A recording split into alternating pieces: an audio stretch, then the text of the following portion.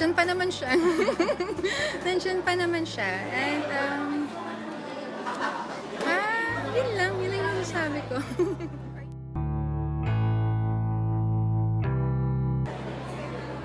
Hindi ko alam sagot ko eh. But yun, getting there. But yung magpapaka-plastic, lahat naman tayong babae, may prosesong ginagawa.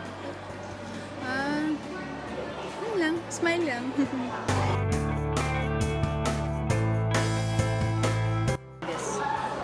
Well, kung special naman kasi yung tao, di ba? Parang anything naman about sa kanila, maapektuhan ka pa rin naman. But, syempre, wala na eh. Parang, I mean, kung sila nga hindi i-react, anong i-react ko?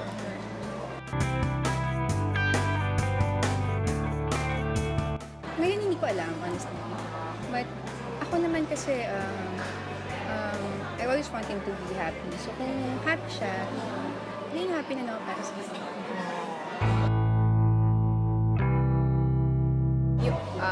Oo naman, sayang may in love. Sarap na may love. Gusto kong sulit maramdaman yung ganong pakiramdam.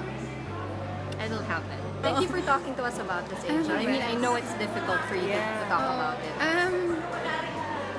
Medyo awkward nga. Medyo hindi ko rin alam. Kasi hindi naman ako talaga nagsasalita talaga about this. Medyo awkward din yung mga sagot ko. Kaya it's a tie. Yeah. Pero ganun naman pag diba, you're going through something awkward talaga. Hindi ko lang kayang... Siguro hindi lang ako yung taong kayang itago kung ano yung totoong nararamdaman. Lumalabas talaga kasi siya. Pero, yun lang. Marami akong hindi na lang dapat sabihin. Kasi tapos na rin.